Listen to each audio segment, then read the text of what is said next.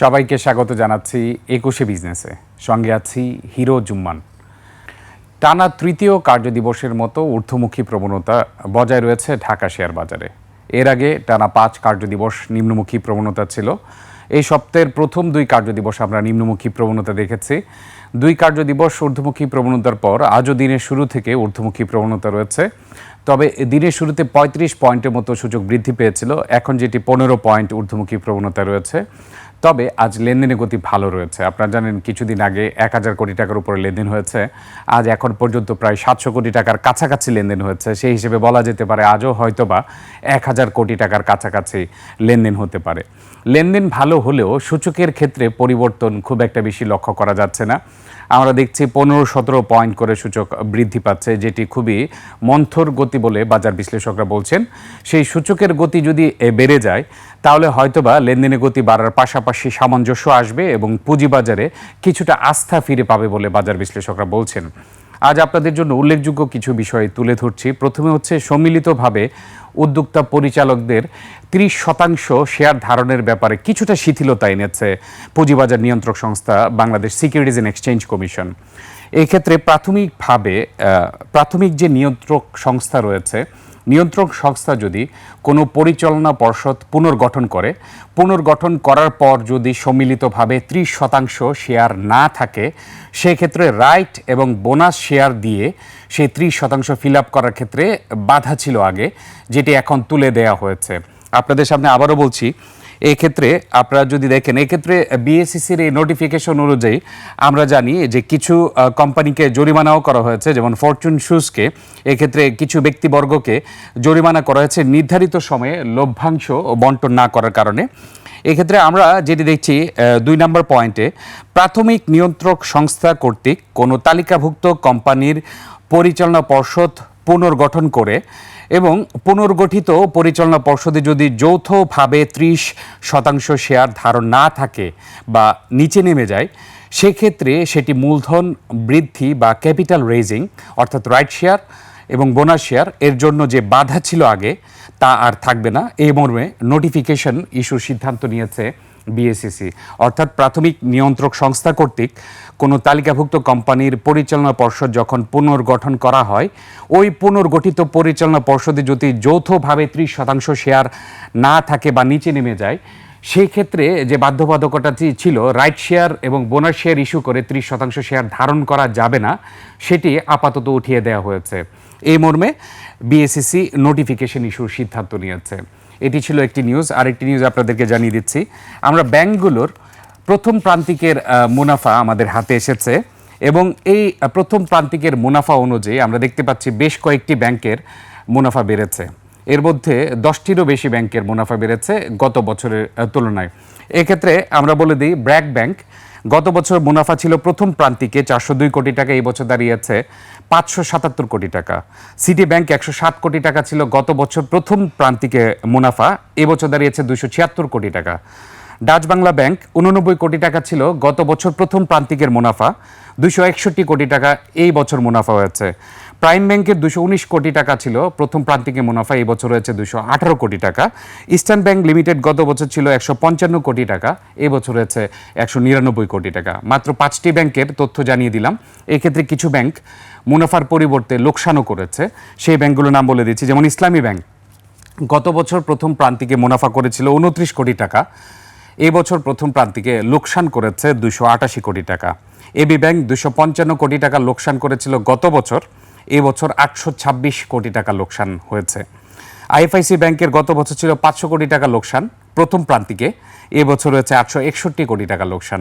সর্বশেষ বলতে চাই, ন্যাশনাল ব্যাংক ২২২ কোটি টাকা লোকসান ছিল গত বছর, এবছর এই পর্যন্ত ১,১৩৩ কোটি টাকা লোকসান দাঁড়িয়েছে। এর পাশাপাশি এখন জানিয়ে দিচ্ছি ঢাকা শেয়ার বাজারের আপডেট অবস্থান। আমরা দেখে নিয়েছি আজ দিনের শুরুতে ৩৫ পয়েন্টের মতো সূচক বৃদ্ধি পেয়েছিল, যদিও কিছুক্ষণ আগে আমরা দেখেছি মাত্র ১৫ পয়েন্টের মতো সূচক বৃদ্ধি পেয়েছে, কিন্তু লেনদেনের গতি ভালো রয়েছে আজ ঢাকা শেয়ার বাজারে। এর আগে আপনাদেরকে যেটি বলেছি, টানা ৫ কার্যদিবস নিম্নমুখী প্রবণতার পর ২ কার্যদিবস ঊর্ধ্বমুখী প্রবণতা ছিল। গত ২ কার্যদিবস আজও ঊর্ধ্বমুখী প্রবণতা বজায় রয়েছে ঢাকা শেয়ার বাজারে। এখনও সূচক মাত্র ১৬ পয়েন্ট বৃদ্ধি পেয়েছে, দাঁড়িয়েছে ৫,২৫৯ পয়েন্টে।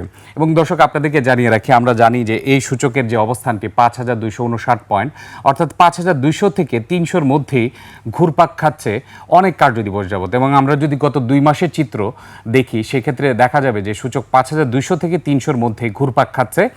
কিন্তু এর মধ্যে যে উন্নতি হচ্ছে, লেনদেনের গতি কিছুটা বেড়েছে। এখন পর্যন্ত মোট লেনদেন হওয়া কোম্পানিগুলোর মধ্যে 241টি কোম্পানির দর বৃদ্ধি পেয়েছে, কমেছে 103টি কোম্পানির শেয়ারের দাম, অপরিবর্তিত রয়েছে 51টি কোম্পানির শেয়ারের দাম। আমরা দেখে নিলাম এখন পর্যন্ত সূচকের অবস্থান কেমন। এখন দেখে নিচ্ছি লেনদেন। একটুকে যেটি বলেছে, এখন পর্যন্ত প্রায় 700 কোটি টাকার মতো লেনদেন হয়েছে, 696 কোটি 24 লক্ষ টাকা লেনদেন হয়েছে। এখনও প্রায় 1.5 ঘন্টা বাকি রয়েছে। আজ দিন শেষে 1,000 কোটি টাকার আশপাশে লেনদেন হতে পারে বলে ধারণা করা হচ্ছে। এবং এক্ষেত্রে লেনদেন যদি 1,000 কোটি টাকা ছাড়ায়, এবং সেই ক্ষেত্রে দর্শক আমি কারেকশন করে দিচ্ছি, 3টা পর্যন্ত লেনদেন হবে। এই ক্ষেত্রে 1,000 কোটি 2টা পর্যন্ত লেনদেন হবে। এই ক্ষেত্রে লেনদেন যেহেতু আর 1 ঘন্টা বাকি আছে, সেক্ষেত্রে দেখা যাক 1,000 কোটি টাকার কাছাকাছি যেতে পারে কিনা। আমরা এখন দেখে নিচ্ছি ডিএসসি টপ ট্রেডে কারা রয়েছে। ডিএসসি টপ ট্রেডে এখন পর্যন্ত রয়েছে NCC bank, Shinepukur ceramics, BFS thread and dyeing limited, Dominate steel, BBS cables. NCC bank এখন পর্যন্ত লেনদেন হচ্ছে 34 কোটি টাকারও বেশি। শাইনপুকুর সিরামিক্স লেনদেন হচ্ছে 17 কোটি 78 লক্ষ টাকার। BFS threads and dyeing limited 17 crore 35 লক্ষ টাকার মতো লেনদেন হচ্ছে। ডোমিনেট স্টিল লেনদেন হচ্ছে 14 কোটি 49 লক্ষ টাকার মতো। Bangladesh building standard, BBS cables এখন পর্যন্ত লেনদেন হচ্ছে 13 কোটি টাকার মতো। আমরা দেখে নিলাম ডিএসসি টপ ট্রেডে কারা রয়েছে। এর পাশাপাশি দেখে নিচ্ছি ডিএসসি টপ গেনার এবং লুজারে কারা রয়েছে।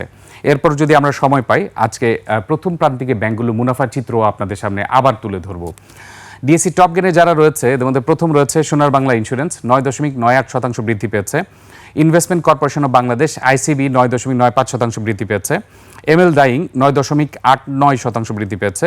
BFS thread and dyeing limited, যেটি টপ ট্রেডে ছিল, এটি টপ গেনারেও রয়েছে, 9.79% বৃদ্ধি পেয়েছে। এসকে ট্রিমস রয়েছে টপ গেনারের পঞ্চম অবস্থানে, 9.57% বৃদ্ধি পেয়েছে এখন পর্যন্ত। টপ গেনের পাশাপাশি এখন আমরা দেখে নিচ্ছি টপ লুজারে কারা রয়েছে। ডিএসসি টপ লুজারে যে সকল প্রতিষ্ঠানগুলো রয়েছে, তাদের মধ্যে প্রথম অবস্থানে রয়েছে international leasing and financial services limited. এবং আমরা দেখতে পাচ্ছি যে 5টি প্রতিষ্ঠানের মধ্যে 5টি হচ্ছে নন ব্যাংকিং ফাইন্যান্সিয়াল ইনস্টিটিউশন, অর্থাৎ আর্থিক প্রতিষ্ঠান খাতের। ইন্টারন্যাশনাল লিজিং 10% কমেছে, প্রিমিয়ার লিজিং 8% কমেছে, প্রাইম ফাইন্যান্স 6.5% কমেছে, ফিনিক্স ফাইন্যান্স 5.71% কমেছে, ফারিস ফাইন্যান্স 5.26% কমেছে। অর্থাৎ দেখা যাচ্ছে আর্থিক প্রতিষ্ঠান খাতে আজ ব্যাপক নিম্নমুখী প্রবণতা রয়েছে, 5 থেকে 10% পর্যন্ত কমেছে এখন পর্যন্ত। ব্যাংকগুলোর মুনাফা আপনাদের সামনে আবারও তুলে ধরছি, এবং ব্যাংকগুলোর প্রথম প্রান্তিকের যে মুনাফা রয়েছে, সেই প্রথম প্রান্তিকের মুনাফা হচ্ছে পুঁজিবাজারে বিনিয়োগকারীদের জন্য অনেক গুরুত্বপূর্ণ। আপনারা জানেন ব্যাংকিং খাতের প্রায় 36টি ব্যাংকের তালিকাভুক্ত রয়েছে এই ক্ষেত্রে, এবং বাংলাদেশে টোটাল ব্যাংক রয়েছে প্রায় 63টির মতো। সব কিছু মিলে ওই ব্যাংকিং খাতের যে ইপিএস রয়েছে, সেটি একটি গুরুত্বপূর্ণ ইন্ডিকেটর। এখন আমরা দেখে নিচ্ছি পুঁজিবাজার তালিকাভুক্ত কোম্পানির শেয়ার প্রতি আয়, এবং এক্ষেত্রে আমরা ব্যাংকের বলেছি প্রথম, এখন রয়েছে বিমা খাতের ইনকাম, অর্থাৎ আর্নিং পার শেয়ার। ইউনাইটেড ফাইন্যান্স দেখা যাচ্ছে প্রথম প্রান্তিক 2026-এ 4 পয়সা রয়েছে, প্রথম প্রান্তিক 2025-এ ছিল 3 পয়সা। বিজিএসএ, বাংলাদেশ জেনারেল ইন্স্যুরেন্স কোম্পানি, প্রথম প্রান্তিক 2026-এ 69 পয়সা দাঁড়িয়েছে, গত বছর ছিল 67 পয়সা। প্রাইম ইন্স্যুরেন্স এবছর ইপিএস দাঁড়িয়েছে প্রথম প্রান্তিকে 79 পয়সা, যেটা আগে ছিল 61 পয়সা।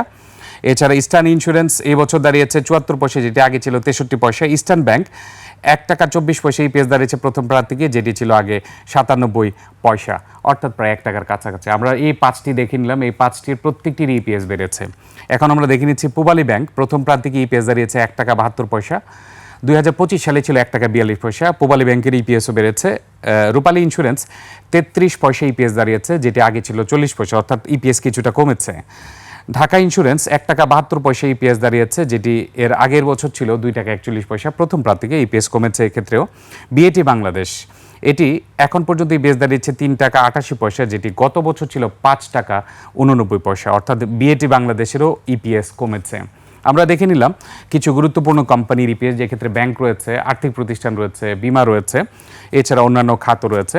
আমরা ইপিএস দেখে নিয়েছি, এবং প্রথমে আপনাদেরকে দেখিয়েছি যে টপ 10 যে ব্যাংকগুলো রয়েছে প্রথম প্রান্তিকে বেশ ভালো মুনাফা করেছে এই বছর, গত বছরের তুলনায়ও ভালো মুনাফা করেছে। ব্যাংকিং খাতে নানা প্রতিকূলতা, প্রতিবন্ধকতা থাকা সত্ত্বেও ভালো মুনাফা করেছে টপ টিয়ারের যে ব্যাংকগুলো রয়েছে। দর্শক, এ পর্যায়ে নিচ্ছে একটা বিরতি, ফিরছি একটু পরে, ততক্ষণ আমাদের সঙ্গেই থাকুন।